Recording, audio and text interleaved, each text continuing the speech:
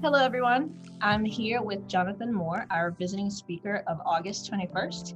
You might recognize the last name. So, Jonathan, can you go ahead and tell us a little bit about yourself? Well, Scott Moore and Sherry Moore are my parents, as you've already alluded to. I'm from Washington, D.C. area originally, but now I'm just outside of Jerusalem, a place called Mevaseret Zion, which is Hebrew for the evangelist of Zion. We're loving life here. I've been here now 12 and a half years, speak Hebrew, got 4 kids here.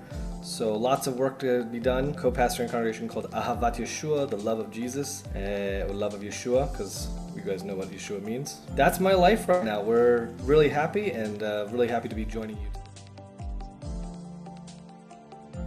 Well, despite my parents, no, actually, because of my parents, I've always known that Yeshua was the Messiah. I've always had great theology on everything and known to have a relationship with God and known all that stuff.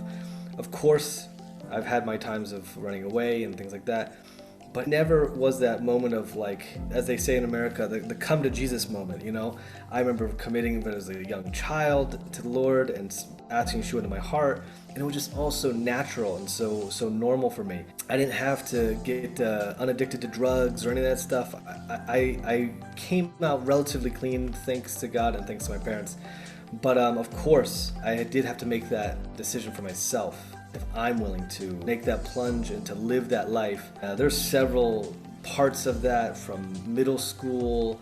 I remember really a distinct day when God was like telling me, yeah, choose this, the in crowd, the popular crowd, or choose to not be with them and to be on a better path for life. I remember one time somebody was speaking, maybe it was Gary Kivelwitz, and I like saw a vision while he was speaking and while he was giving his message.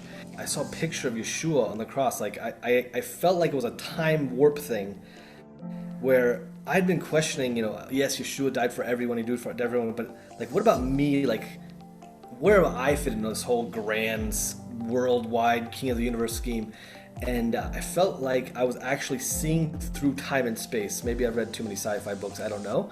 But I was looking down as if I was in the sky and looking down at Yeshua on the cross, on Golgotha, and he was looking up at me and to the left. I saw him in that moment, and in that moment he was seeing through time into the future to see me and say, yes, this is for you, Jonathan. And that was pretty powerful, obviously, too. Relational gospeling is something that I've been thinking about without that wonderful term for many years. But what does it mean to even have salvation when there's this whole process and this way of working it out and stuff? What does it look like to bring somebody to faith versus kiruv, about bringing somebody closer, bringing them closer to Yeshua? And I think relational gospeling is talking about that. To me, it's talking about not looking at people as a checkbox kind of proclamation of faith, but as a attempt to reach them like Yeshua to reach them. I mean, through relationship.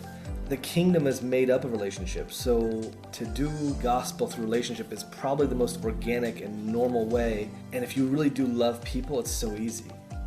If you really think that people are amazing and you want to see God make that amazing even more pure and full and everything, then relational gospeling is just that. It's just going along with the love and seeing what God sees in them.